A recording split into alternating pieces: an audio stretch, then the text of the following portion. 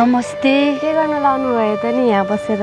सबैले सुनाउनु मैले कविता लेखेको हो। तिमी सुन्छौ? हजुर। साथीहरूलाई नि बोलाउ न, सबैजनाले सुनौँ यो कविता।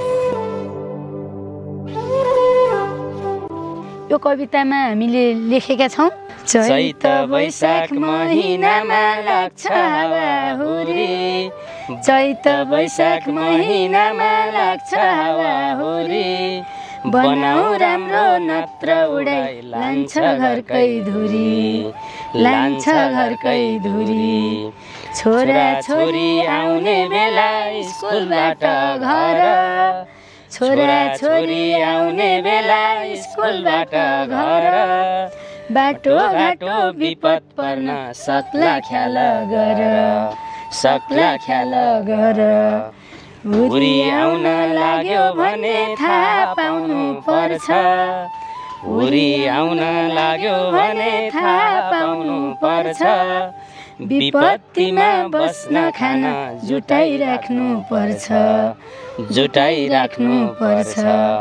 घरको छानो ठिक राख्नु झ्याल ढोका बन्द, घरको छानो ठिक राख्नु झ्याल ढोका बन्द।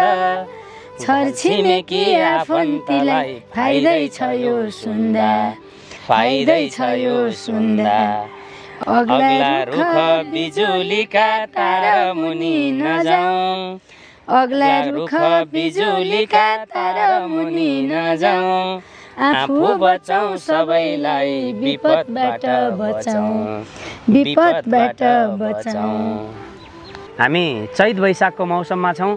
मौसमजन्य विपद यति बेला बढिरहन्छ र भाइ बहिनीहरूले जति यो सन्देशमूलक कविताबाट बुझ्नुभयो यसलाई चाहिँ समाजमा सन्देश प्रवाह गरिदिनु हुनेछ र मौसमजन्य विपदबाट हाम्रो समाजलाई जोगाउने प्रयास यहाँहरूको पनि हुनेछ भन्ने अपेक्षा गरेका छौँ। यसरी राम्रो कविता वाचन गर्नुभयो र यो हामीले सिकेको आधारमा सबै गाउँ सहर जम्मैमा गएर सबै ठाउँमा गएर सन्देश पुर्यायो भने अझ लाभदायी हुनसक्छ। त्यसैले हामीले यो सिकेको सबै कुराहरू आफ्नो घरमा र गाउँघरमा सहरमा सबैमा सिकाउँदै जानेछौँ भन्दै यहाँहरूको कविताप्रति हार्दिक धन्यवाद दिन चाहन्छु।